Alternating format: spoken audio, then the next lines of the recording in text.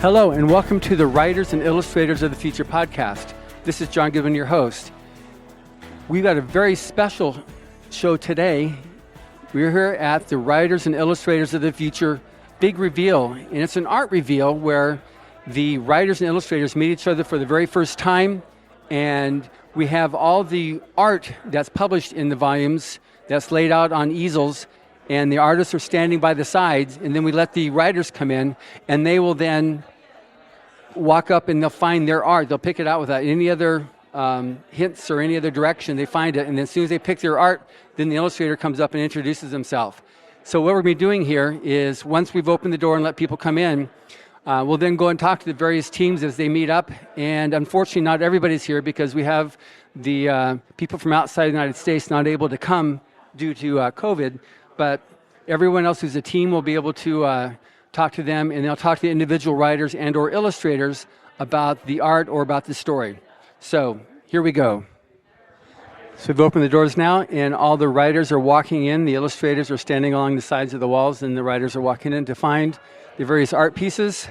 They're just pacing around right now to see, where is my art? We found, all right, they're finding it right away. This is great. They're finding their art immediately, which is what happens because these are amazing artists, and the stories are obviously top quality, so that they're able to find who did their artwork. All right, so just go ahead and tell me your name, and then what was the story you wrote, and what was your reaction to seeing your art? My name is Emma Washburn, but I go by M, and I wrote Hemingway, and the art's really cute. I really like it. I really like the outfit that the little girl's wearing. I'm glad that I think they captured the age right, which is really nice. And I really like the little details. I like the boat and the water and the book. I think it's really cute. It's an awesome story, and I think the artist definitely captured it well. Mm-hmm, I agree. Okay, good. So here we got Death of a Time Travel. So please tell me your name and what you think of the art that you just got. I'm Sarah Fox, and I think it's absolutely stunning. I particularly like the shading along the trees, and along with the indications of what I would perceive as time travel, with the light around the head and the threads going across the wrist and the chest. And you can tell that it's supposed to be a father, or at least it indicates it from the story, with the ring on the ring finger, and just the whole color and shading combination is just absolutely gorgeous. Great, glad you like it. Good. And here we have Jennifer Bruce. Hi. Good to meet you too. Yeah, so I really enjoyed the story. I found a lot of really subtle meaning in it, and I just tried to pull little bits out where I could and really get in depth with the meaning and the heart of the story. That's great. And it's really fun too because sometimes the writers will write something but they're not sure how it's going to be perceived by an artist. Yeah, sure. And so and then the artists are likewise, what are they going to think about my art? Are they going to go like, cool, or are they or is it going to be really nice? So it's great when an artist, plus you got good art direction with Echo, So it's really nice and I've never not had it happen where it doesn't connect up, but it's always the same beginning. Are they going to like it? Are they going to get what I meant to say out of the story? So this is really good. Anything else that you guys just met yourself for the first time just now, right? Yeah. So we've just made experience now the beginning of a best buddies. That'd be very nice. Good working relationship. I just want to say, because you weren't here when he was asking me questions about the artwork, and I can't remember exactly what I said, but I was remarking about how you did the shading and the coloring and the combination of the trees, as well as the lining here indicating what I perceived as time travel, and the small nods to it with the lighting around the head and even the ring on the finger, and just all those different elements that I thought were really beautiful. So thank you very much. I'm so glad. I wanted to make it good for you. It's amazing. Thank you. So glad. That's great. So, Leah Ning, you just published a story called Yellow and Pink. And you just met? I just met Max, and she is a fabulous artist. Hello, I'm Max. So what was it, first of all, what was your first reaction? How long did it take you to find your piece of art? I think I knew right away when it came up on the Zoom because it had all of the tries in there, like in the story, and it also had like the big scene with the wife getting hit by the car, and so as soon as I saw it, I was like, oh, that's it. That's great. And what was it for you that made it easy or difficult or anything else about her story? Oh, it was so emotional, and like all these emotions, I wanted to capture them, but I didn't know how because they were so strong, you know? Like the way she portrayed all the emotions and the character relationships and all the lifetimes of this particular character. I don't know, I just wanted to have it all in there, but I didn't know how to make it, make it in there without making it too crowded. So yeah. That's great. So you met each other via Zoom, sort of met each other. You saw each other from a distance via Zoom. But what's it like now actually meeting each other for the first time? It's really nice to finally meet in person because I didn't know that she was going to be able to come. I thought she was in Turkey, and then Joni told me the night that I got here that she was going to be here, and I freaked out completely. I was like, yes, I'm going to get to meet her. So it's really nice to be able to finally meet in person and chat a little bit because the Zoom thing was really, really good, but also it's kind of just different to be able to see each other and talk to each other and gesticulate at the picture and freak out. That's great. And for yourself, meeting your author? Oh my God, Zoom does not do us justice. I am so excited to be here and actually seeing her in person. Oh yeah, Zoom, it was not as good in Zoom. Is this your first professionally published piece, or have you had other art published in books? Yeah, the first professionally published piece. That's great. We did an awesome job. So that's great. I'm glad you guys were finally able to meet up after 2 years. That's great. So here we have Stolen Sky by Storm Hubbard. So you found your artist. So what was it like finding your art piece? It was really cool. I remember when, because we did the digital reveal last year, and as how they were revealed is they flipped through the photos, and as they're revealing them, I was like, that one could be mine, this one might be mine, but as soon as this one came up, I was like, no, that one's definitely mine. So I mean, he did a great job capturing the story and the characters, and I couldn't be happier with it. It's fantastic. That's great. And In Lee, tell me a little about what it was like illustrating this story. What evoked that image? Right. So when I was reading his story, I loved all the imagery he gave to the characters, how they act, and especially the environments of the characters, how that was involved with the main character's background and where she came from. And so I was inspired by all the descriptions he gave, and I just wanted to also give my own spin to the characters as well, because he did leave a lot of room for imagination, and I love that about it. And so I took all the elements that was important in the story and kind of combined all of that into my own take of what the cover of that story would look like. And I had a great time because it was right up my alley with all these awesome designs for the characters. And especially, I love colors, and all of his descriptions of the sunset, the mountain, all the characters were spot on. So I was very happy to use the colors that I love and make it an awesome illustration for the story. Yeah, it was just amazing. Your color use is just amazing. You're so unique with what you do on your own color palette. It's so different than other people. Is that something that's because of your heritage that you got those kind of colors? Because we had Mason Matak from Iran, who's got a whole different color palette he uses. Max has a different one that she uses from Turkey. Did that influence you at all, your heritage? I think so, because when I was little, there was a lot of celebrations in my country for holidays, for New Year's and that kind of thing. And there was a lot of vibrant colors for all of that. And I think I carry that through some of my work. I love using oranges and yellows and use some blues to contrast those colors.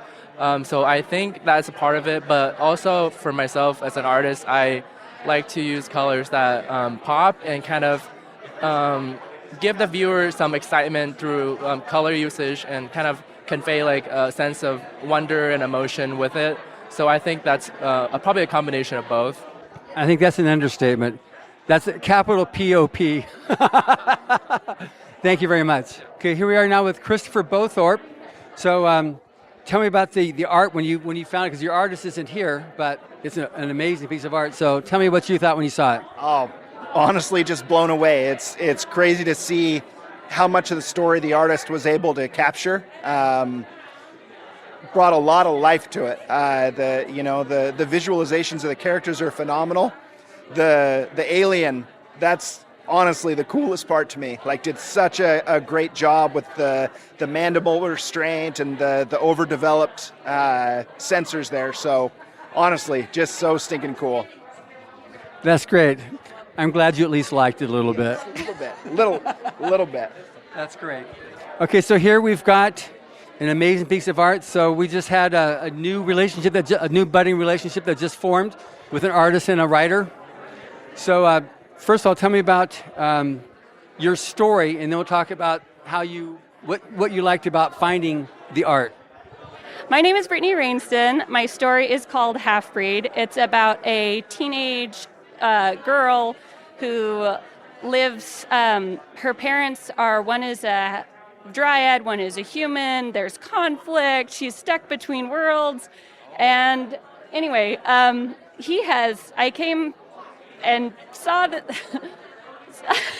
he just blew my mind, I guess. I'm a little bit speechless right now looking at it. It's a gorgeous piece of art. This is Daniel, and I just think he rendered more than I could have imagined here. Totally blew my mind.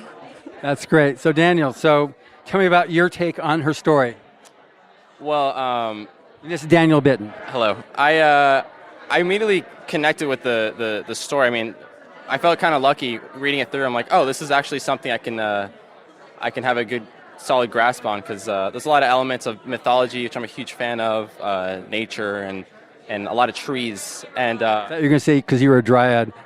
No, yeah, secretly I have the bark marks on my under my sleeve. That'd be funny. No, but yeah, and I reading it through a couple times, I kind of knew which scene was like I wanted to do, because it was the most impactful scene.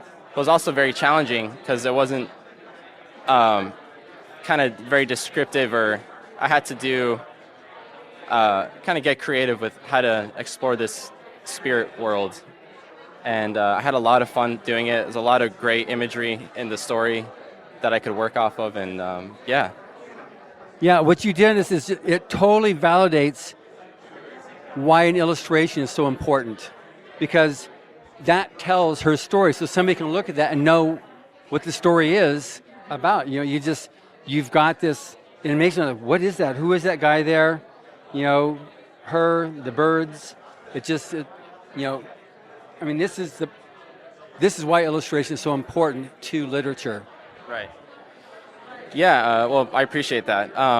It definitely, yeah, I mean, that's something you always hear as an illustrator, not to, give away the crux of the story, and also leave it a little mysterious, make the reader or the viewer do some work on their own, make them have to actually read the book, so. Well, that definitely inspires one to want to read the story, so that's great. Well done. Great. Thank you. So I got to say, yours is one of my favorite stories. Yeah. So here we got F.J. Bergman with a prize in every box. So first of all, how did you come up with this idea? I think just thinking about magical devices and thinking of Cracker Jack boxes and what came out of them, and then cereal in general. I remember how, as kids, we'd all wait for the next cool thing in a cereal box, and what it would be like. And of course, kids trying to eat the cereal as fast as possible so they can have another box. And then I thought, well, what if the prizes were something really strange? And it just kind of grew from there.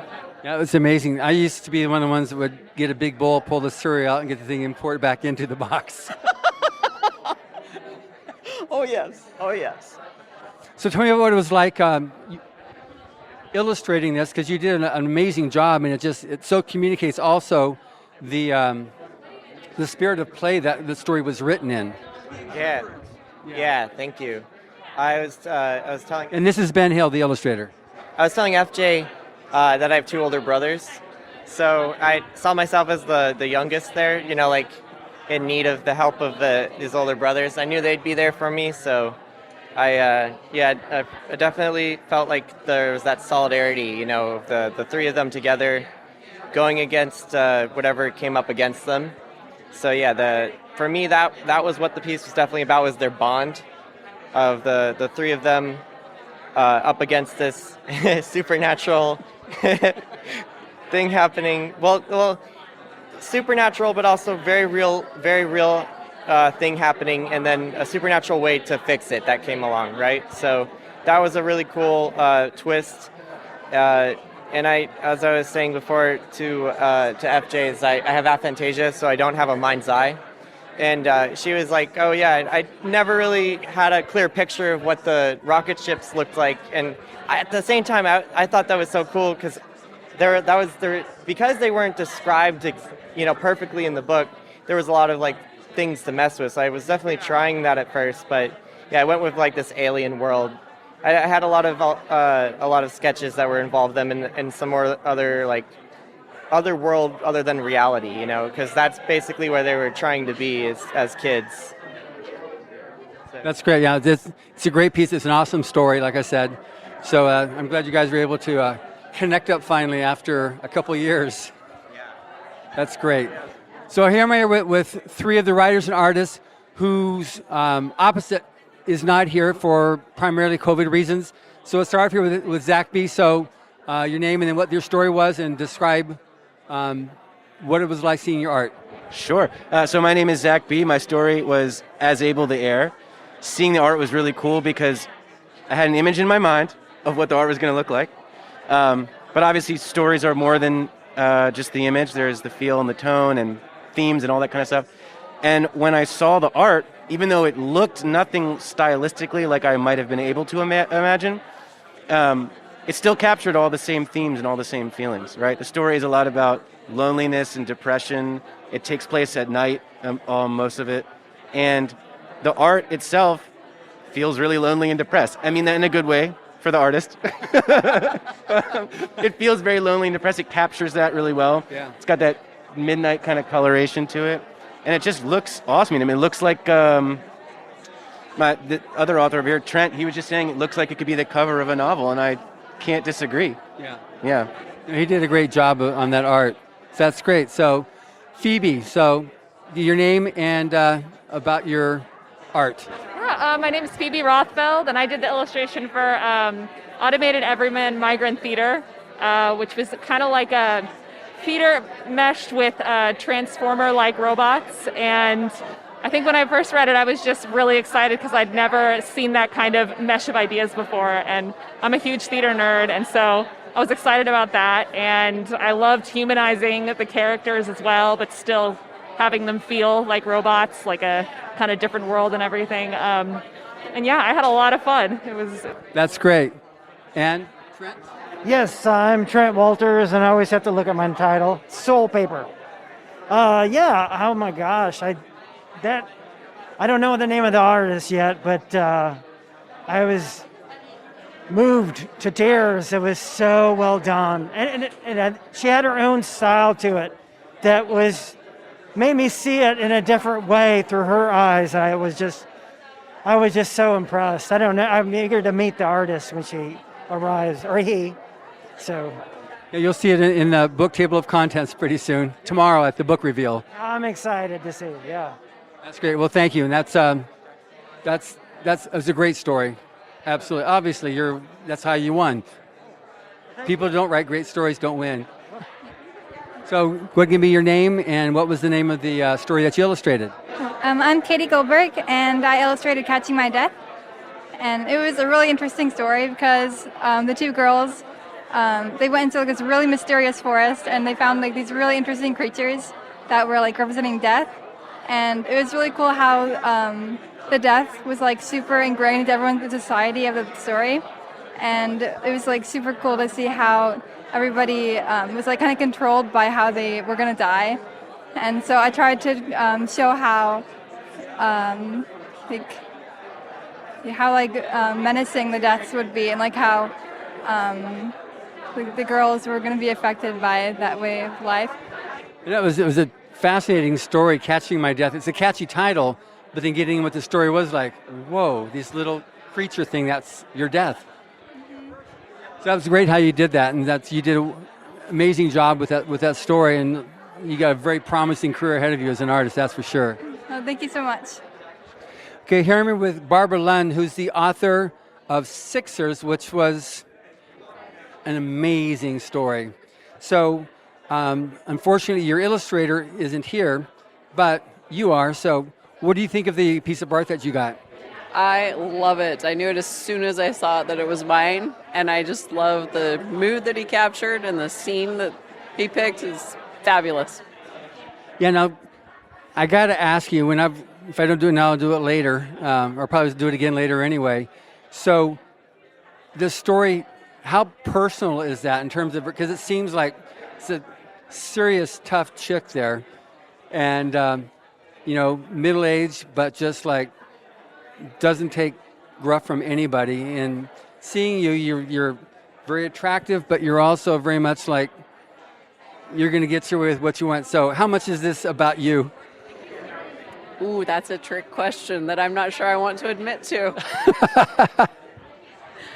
It's definitely got a lot of me in it.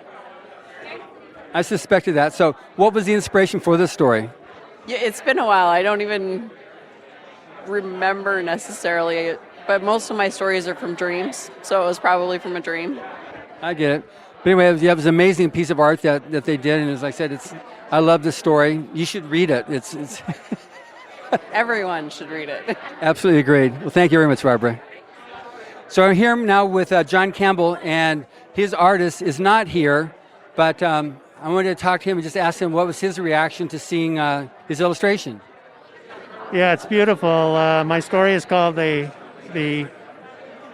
Tiger and the Waif, and he has captured my little android cat perfectly, and the waif is a young lady who has been lost in the great earthquake of Los Angeles. It finally happened. It'll finally happen, right? So she's beautiful. It's I was told it was from an oil painting, which has wonderful detail to it, wonderful color, and it'll go perfectly with the story. It absolutely does. Yeah, he was so proud of it. He was so bummed he couldn't be here. He loved the story, but he's in Portugal and wasn't able to get over here. Yeah, that's a real shame, and hopefully we can get him here maybe next year if that's possible, because it's he really should be recognized for this wonderful work. Yeah, it's amazing work. That's great. I'm glad that I might agree. It's one of my favorite pieces of art. I appreciate that. Yeah, it's really amazing. My sister is an artist, and so I really appreciate this type of thing, and it's just so wonderful to see it depict a story that I wrote. That's great. Well, thank you very much, John. Well, thank you, sir.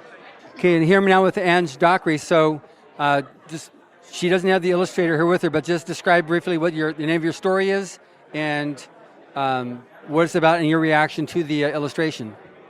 All right, so my story is called The Argentum, and it's about this train on a colonized planet. And I seriously got goosebumps when I saw this illustration. Like, I felt like the artist captured it, the atmosphere of it so perfectly. And I cried a little bit. So I'm sad that he's not here. I think his name is Rupa or something. Yeah, Rupa. Rupam, yes, he's from India. Yes, and yeah, I wish I can't wait to contact him, because I really want to collaborate with him in the future on something. I want him to do a concept art for all my work now. That's great. Well, I'm glad you like it a lot, and absolutely we're going to work out, make sure you can connect up with Rupam, because he really wanted to be here. Thank you. Well, my name is Arthur Bowling. I illustrated the story The Trade by Chris Winspear. And my favorite aspect of the story after reading through it was pretty much the alien character. I'm probably going to mess this up. Please forgive me, Chris. I think his name is Daiko. Once he meets the astronauts aboard the International Space Station, he just steals the show from there. So after that, I knew I wanted to base my illustration off of him and his initial meeting with the crew members of the ISS. Yeah, it's just amazing. It's just, I mean, it really shows him it's like he's a showman. You definitely have like, in this hand I got here, over here I got this, and just give me 10,000 people of humanity, I'll give you this, but with 1 million, I'll give you this plus this. Yep, absolutely. That was the vibe I got, that sort of sleazy salesman type vibe, and I was like, I got to capture that. There he is. You got it. Thank Great. you. So well done. Thank you very much. Thank you very much, sir. Yes. Oh, I'm Andy Dibble. I wrote A Word That Means Everything for volume 36. I mean, it was a totally unique story. It was like, obviously, one would suspect that you are a religion major or... I majored in religious studies along with some other stuff from my undergrad, and I did a master's in religion too. Yeah, it definitely comes clear. You can always tell when somebody is really thoroughly studied and educated in a certain area. You can tell doctors with the stories they write, because even if they try to make it really good, when they describe something in the book that is medical, all of a sudden, how do they know that? So this one here, obviously, because your intuition and you're able to take something to a new level with on the religion plane here, and it really communicated well. Obviously, you won. Yeah.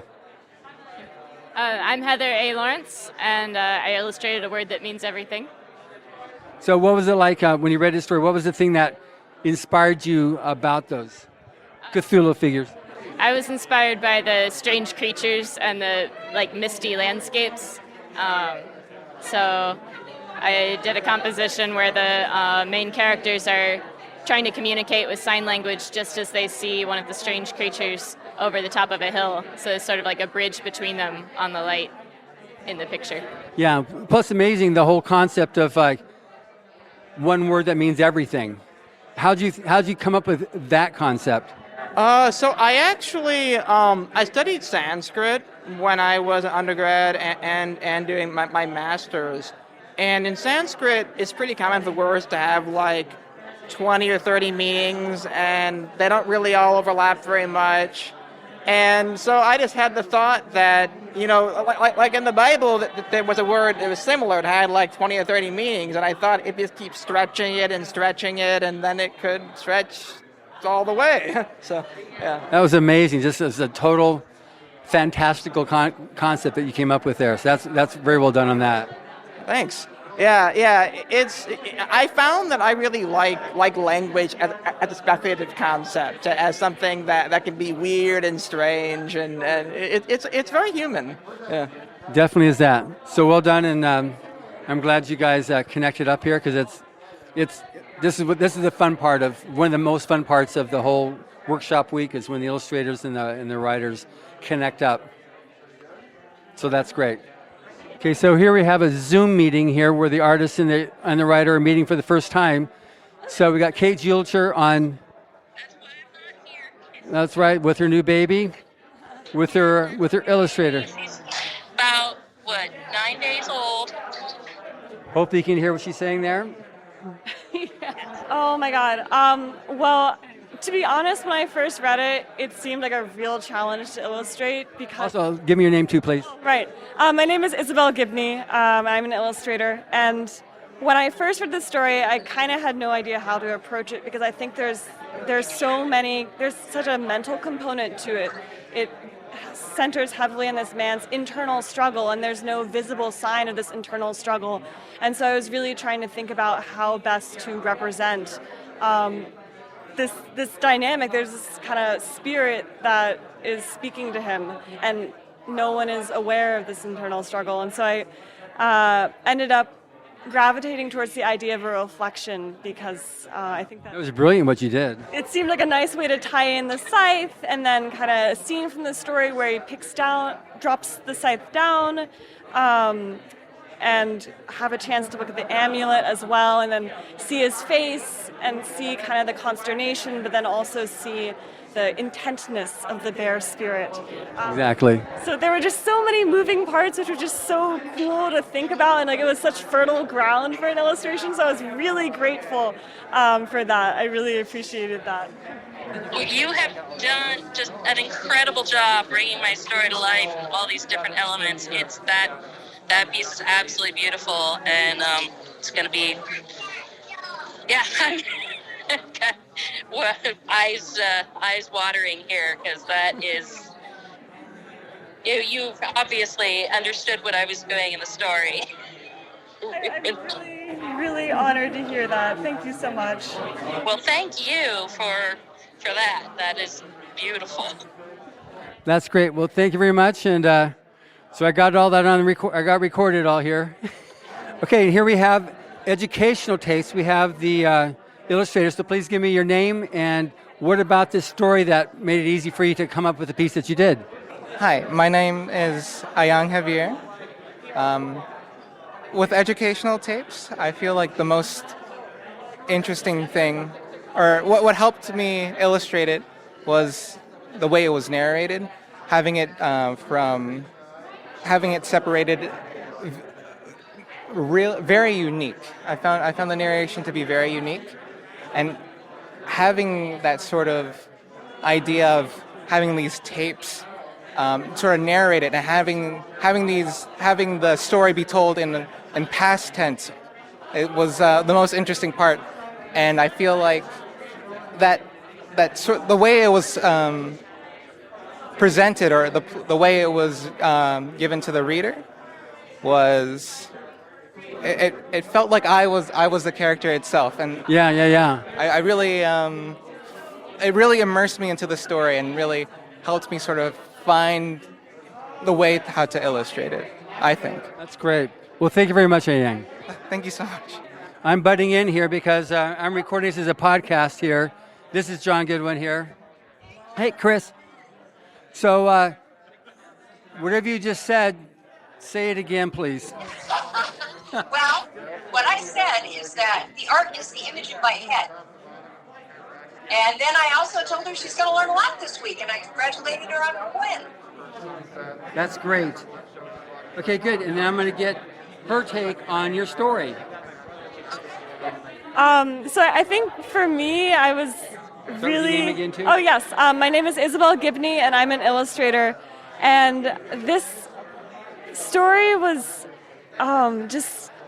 From the moment I read it, I was really excited to try my hand at illustrating it. I do more fantasy than sci-fi, and so I haven't really had the chance to try my hand at kind of these more modern pieces.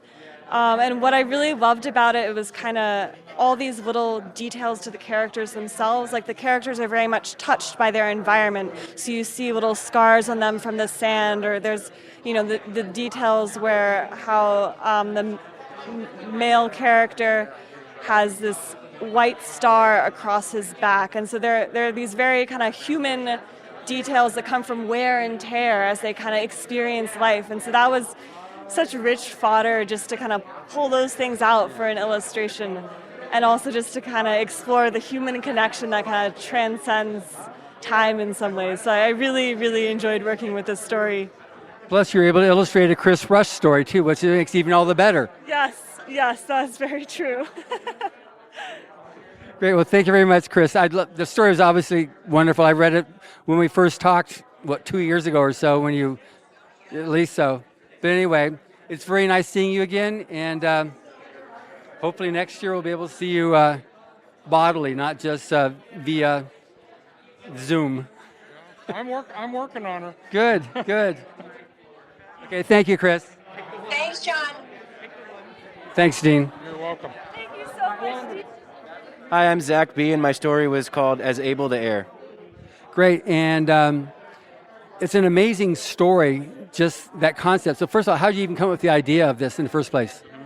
Yeah, I was thinking a lot about drone pilots, and just thinking there could be something interesting with doing a story about the drone pilot life, which is very lonely and underground, and you're controlling something from far away, military, and The action of the military is very far away.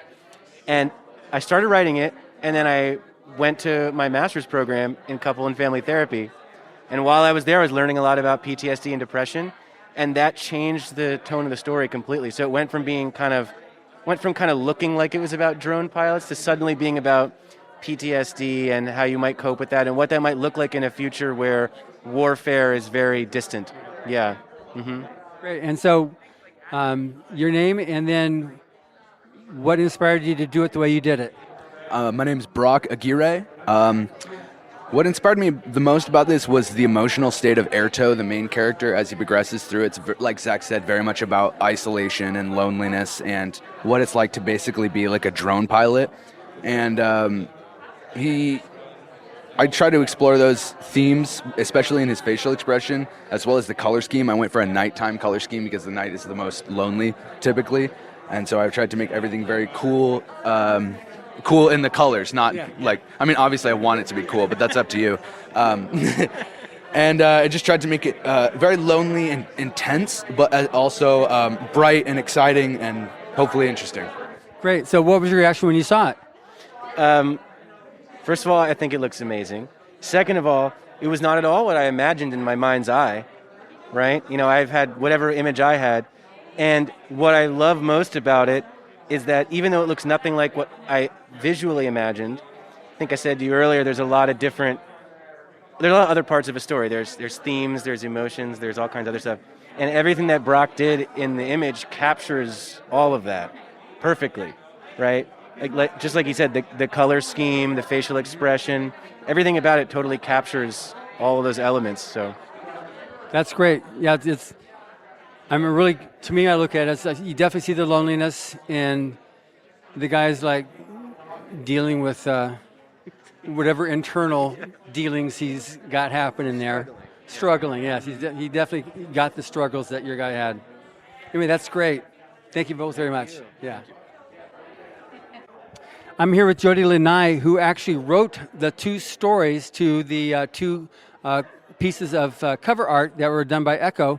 So I'm talking to Jody. So first of all, welcome to the art reveal, and then tell me a bit about your take on these art pieces.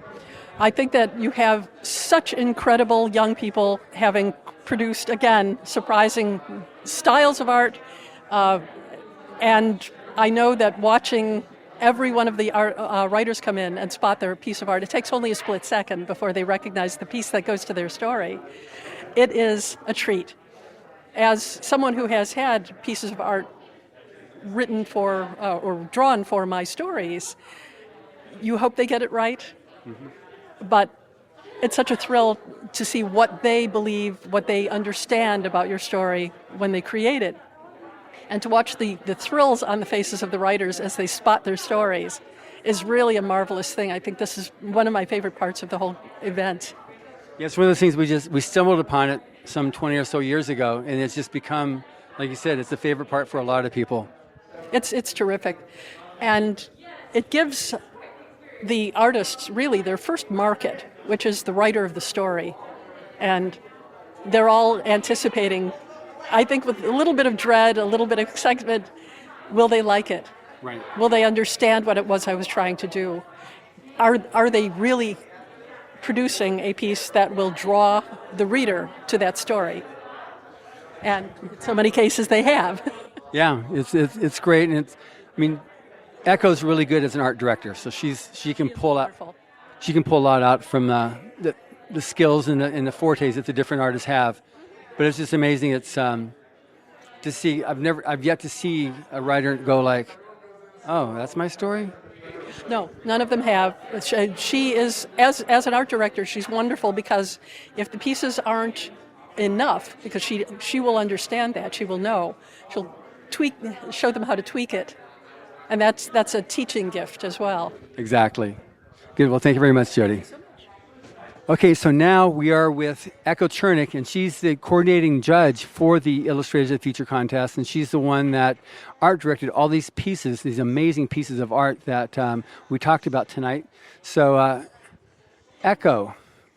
Yes, hello. So what was it like when you were art directing, and seeing the fruition tonight of this big art reveal?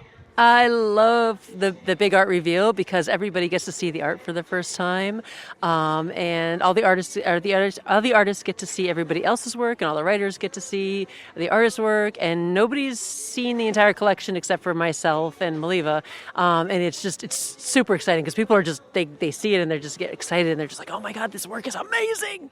So it's an awesome moment. It is. Plus, also special about it was the fact that we had 2 years this year. So we had winners from volume 36 and 37, plus the added inconvenience of COVID. So the people from outside of the United States weren't able to attend. So we had some people that weren't able to be here. But overall, I think it was just amazing. There was so much art in the room. When everyone walked in, there's just rows of just amazing, awesome, award-winning art. And I'm just so proud of all of them.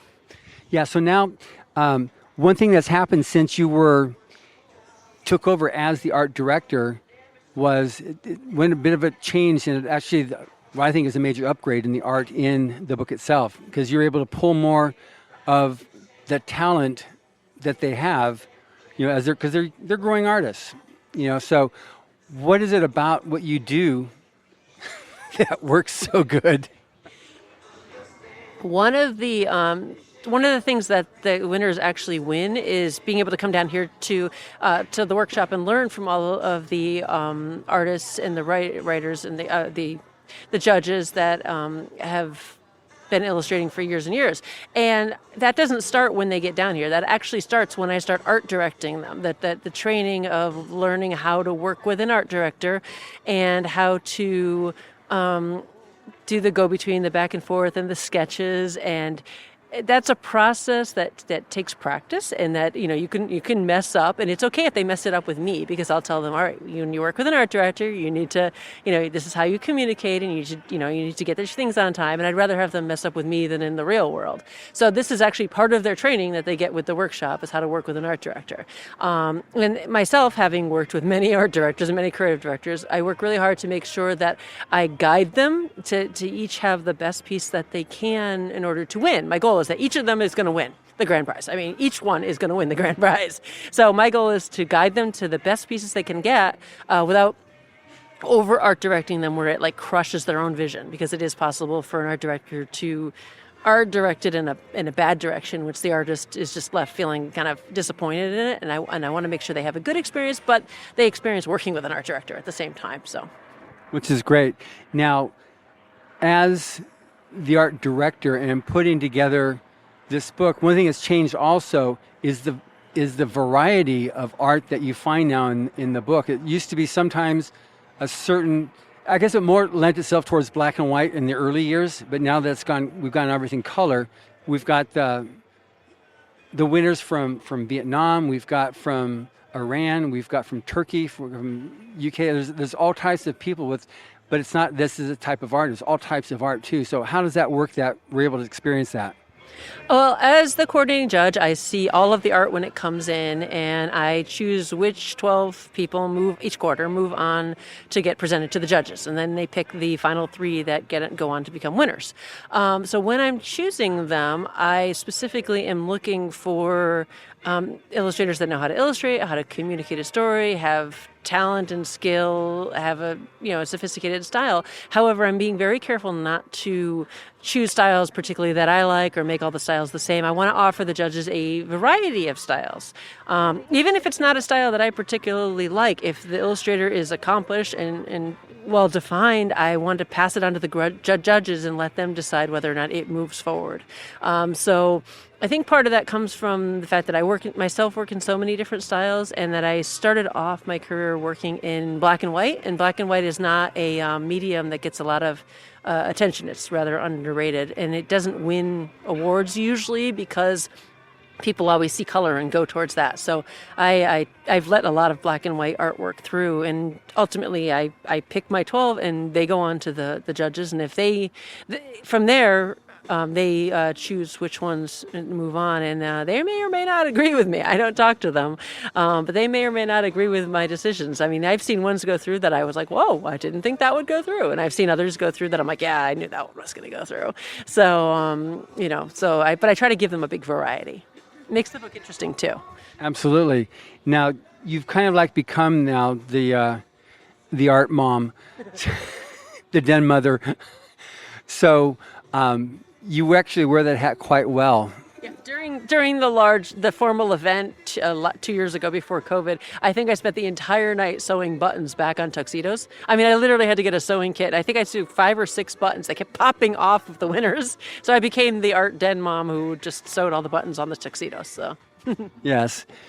I was more referring to the... Yes, but they become my kids. Exactly. Do you still maintain relationships or have communication with winners after they've moved on? Absolutely. We always encourage them to contact us, and there's been several, including Alex Gustafson and Brittany Jackson, who's contacted me saying, hey, I got contacted with this big job and I don't know what to bid. Please help. And we help guide them in the process of bidding, and they both landed big, successful jobs. And that's part of what we do in our responsibilities. I tell them, please contact me. Let me know if you need help, if you get a job. And usually they call me in a panic. I got contacted and I don't know what to bid. So we walk them through it and help them get what they are supposed to be bidding for that particular job. So that's great. Well, it's just been awesome having you as our lead instructor, the coordinating judge. So I just want to thank you very much. It was an awesome event tonight. And you did wonderful with that on the art direction. Thank you very much. And I also wanted to tell you a little more about what I just said. Alex Gustafson just got a big job for Mountain Dew. And so that's when we helped him land. So we had a series of really great illustrations for Mountain Dew that'll be coming out. And so that's going to be exciting. I'm so happy for that because Alex is he's a hustler and he's been working, he's been wanting to make this for so long. It's just his whole life's dream. So he's been working so hard to become, to really make it, and he feels excited and overwhelmed, but excited. And I've seen the pieces, and they're just amazing. So, so. That's great. Well done on that, too. Thanks, Echo. Thank you. Well, there you have it. We've just spoken to most of the illustrators and writers who are here at the big reveal and just finished off there with Echo as the coordinating judge for this amazing event.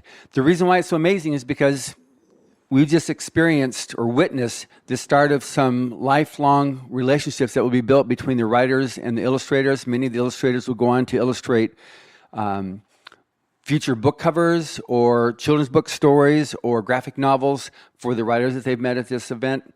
And it just turns out to be one of the best events of the whole week-long series of events because they've gone for the whole year not knowing who actually illustrated their story. And in this case, it's been 2 years because we had to skip 2020.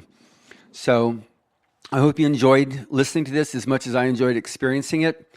And you can actually see some of the photos at writersofthefuture.com/blog, which has photos of the entire event that you can go in and see. Again, that's writersofthefuture.com/blog. So thank you very much for listening. Subscribe to the Writers of the Future podcast wherever you get your podcasts. The Writers of the Future podcast is available on SoundCloud, iTunes, Pocket Cast, Stitcher, Player FM, iHeart, and Spotify. We've also been globally syndicated on the United Public Radio Network. Writers and Illustrators of the Future are contests created by L. Ron Hubbard to provide a means for the aspiring writer and artist to be seen and acknowledged. It is free to enter and open to new and amateur short story writers and artists of science fiction or fantasy.